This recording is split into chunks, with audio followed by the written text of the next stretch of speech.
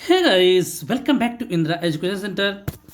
तो दोस्तों आज हम पढ़ने वाले हैं प्राचीन भारतीय इतिहास का क्लास नंबर 15।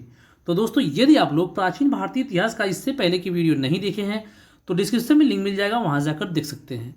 तो दोस्तों क्लास नंबर 15 के अंतर्गत देखेंगे मगध का उत्थान या मगध का उत्कर्ष पार्ट 2। दोस्तों यदि आप लोग मगध के उत्कर्ष का पार्ट 1 नहीं देखे हैं तो डिस्क्रिप्शन में उसका भी लिंक मिल जाएगा, वहां जाकर देख सकते हैं। तो दोस्तों पार्ट 1 में हमने देखा था बृहद्रथ वंश और हर्यक वंश के बारे में। दोस्तों पार्ट 2 में हम देखेंगे शिशुनाग वंश और नंद वंश के बारे में। तो दोस्तों यदि आप लोग सभी विषय की फ्री क्लास पाना चाहते हैं तो चैनल को सब्सक्राइब करें, लाइक करें, दोस्तों में ज़्यादा शेयर करें। दोस्तों यहाँ पर हम इस टॉपिक को एक कहानी की तरह पढ़ेंगे जिससे कि आपको पढ़ते पढ़ते ही याद हो जाएगा और कभी भूलेगा नहीं। के साथ शुरू करते हैं। सबसे पहले देखेंगे शिशुनाग वंश। अभी हमने बताया कि पार्ट 1 में हमने बृहद्रथ वंश और हर्यक वंश के बारे में देखा है। तो दोस्तों यदि कहा जाए कि शिशुनाग वंश का संस्थापक कौन था तो शिशुनाग वंश का संस्थापक शिशुनाग था। दोस्तों यह शिशुनाग हर्यक वंश का सेनापति था और शिशुनाग ने उदयन के पुत्र नागदशक को गद्दी से हटा करके यह गद्दी प्राप्त किया था। यह कहेंगे कि जो उदयन का पुत्र नागदशक था यह हर्यक वंश का अंतिम शासक था और इसको हटा करके ही शिशुनाग ने शिशुनाग वंश की स्थापना की थी। शिशुनाग अपनी राजधानी पाटलिपुत्र से बदलकर वैशाली को अपनी राजधानी बनाया। तो दोस्तों जैसा कि हम जानते हैं कि जब हर्यक वंश में उदयन शासक बना तो उदयन ने अपनी राजधानी पाटलिपुत्र को बनाया और पाटलिपुत्र की स्थापना करके पाटलिपुत्र को ही क्या किया, राजधानी बनाया। लेकिन जब शिशुनाग वंश की स्थापना करता है तो वह अपनी राजधानी पाटलिपुत्र से बदलकर वैशाली को राजधानी बनाता है। शिशुनाग का उत्तराधिकारी कालाशोक अपनी राजधानी वैशाली से बदलकर पुनः पाटलिपुत्र ले जाता है। दोस्तों कहा जाता है कि जब शिशुनाग का उत्तराधिकारी कहेंगे या शिशुनाग का जो बेटा है कालाशोक, तो वह क्या करता है, वह जब शासक बनता है तो वह अपनी राजधानी वैशाली से बदलकर पुनः पाटलिपुत्र को ही क्या करता है, राजधानी बना लेता है। कालाशोक के शासनकाल में दूसरी बौद्ध संगीत या महासभा का आयोजन राजधानी वैशाली में हुआ था, जिसमें बौद्ध धर्म हीनयान व महायान नामक दो भागों में बट गया। दोस्तों कहा जाता है कि जो शिशुनाग का उत्तराधिकारी कालाशोक था तो कालाशोक के शासनकाल में ही दूसरी बौद्ध संगीत आयोजित हुई थी और दूसरी बौद्ध संगीत के दौरान ही बौद्ध धर्म दो भागों में बटा था, हीनयान और महायान में। शिशुनाग वंश की प्रमुख उपलब्धि अवंती को जीतकर मगध में मिलाना था। दोस्तों कहेंगे कि जो शिशुनाग वंश था यदि कहा जाए कि उसी की सबसे प्रमुख उपलब्धि क्या है तो अवंती को जीतकर मगध में मिलाना ही उसकी सबसे प्रमुख उपलब्धि है। शिशुनाग वंश का अंतिम शासक नंदिवर्धन था। तो दोस्तों जैसे कि हमने देखा था कि हर्यक वंश का अंतिम शासक नागदशक था, उसी तरीके से शिशुनाग वंश का अंतिम शासक नंदिवर्धन था। और दोस्तों अब इसके बाद होगा आपका नंद वंश की स्थापना। तो दोस्तों हमने देखा कि शिशुनाग वंश का अंतिम शासक नंदिवर्धन था।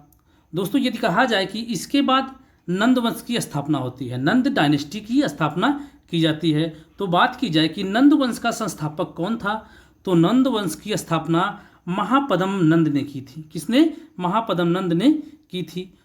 तो दोस्तों महापद्म नंद को पुराणों में सर्वछत्रांतक या कहेंगे कि क्षत्रियों का नाश करने वाला तथा भार्गव दूसरे परशुराम का अवतार भी कहा जाता है। तो मोस्ट इंपॉर्टेंट पॉइंट है ये कि पुराणों में महापद्म नंद को किस नाम से जाना जाता था तो सर्वछत्रांतक, क्षत्रियों का नाश करने वाला, या भार्गव दूसरे परशुराम का अवतार भी कहा जाता था। महापद्म नंद ने कलिंग पर आक्रमण करके उसे जीत लिया तथा विजय स्मारक के रूप में उसने कलिंग से जिन की मूर्ति उठा लाया।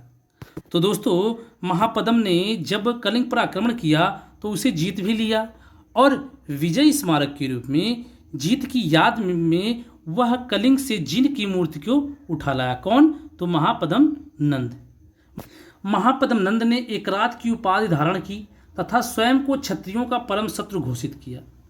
दोस्तों महापद्म नंद ने किसकी उपाधि धारण की थी? एकरात की उपाधि, और स्वयं को क्षत्रियों का परम शत्रु घोषित किया। नंद शासक नाई जाति या नापृत थे।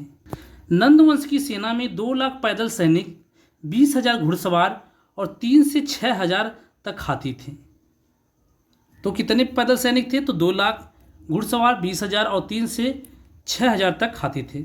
नंद वंश का अंतिम शासक घनानंद था। दोस्तों घनानंद क्या था, आपका नंद वंश का अंतिम शासक था। इसके बाद मौर्य साम्राज्य की स्थापना होती है। घनानंद के शासनकाल में सिकंदर ने भारत पर आक्रमण किया था। तो दोस्तों इसके बाद हम पढ़ेंगे सिकंदर के बारे में कि सिकंदर ही क्या किया था। घनानंद के शासनकाल में ही सिकंदर ने आक्रमण भारत पर किया था। तो दोस्तों घनानंद की हत्या चंद्रगुप्त मौर्य ने की। दोस्तों यदि बात की जाए कि चंद्रगुप्त मौर्य ने किसकी सहायता से घनानंद की हत्या की, तो चाणक्य की सहायता से। और चाणक्य की सहायता से चंद्रगुप्त मौर्य ने घनानंद की हत्या करके मौर्य साम्राज्य की स्थापना की। तो दोस्तों नंदवंश या शिशुनाग वंश जितने भी महत्वपूर्ण तथ्य या परीक्षाओं में जितने भी महत्वपूर्ण प्रश्न पूछे जाते हैं उन सबको हमने कवर किया था। दोस्तों क्यूज बनाकर आप इसे हल करिएगा, नहीं तो आप यदि क्यूज पाना चाहते हैं तो कमेंट करिए, आपको क्यूज भी अवेलेबल करा दिया जाएगा। तो दोस्तों यदि इसी तरीके से आप लोग सभी विषय की फ्री क्लास पाना चाहते हैं तो चैनल को सब्सक्राइब करें, लाइक करें, दोस्तों में ज़्यादा शेयर करें। दोस्तों यहाँ पर सभी विषय की फ्री क्लास अवेलेबल होगी। दोस्तों जिस भी विषय की फ्री क्लास चाहिए आप कमेंट करिए, आपको उस विषय की फ्री क्लास अवेलेबल होगी, वह भी पूरे डिटेल में, आपको और कहीं से पढ़ने की जरूरत नहीं पड़ेगी। तो दोस्तों कल फिर मिलेंगे नेक्स्ट वीडियो के साथ। जय हिंद, वंदे मातरम।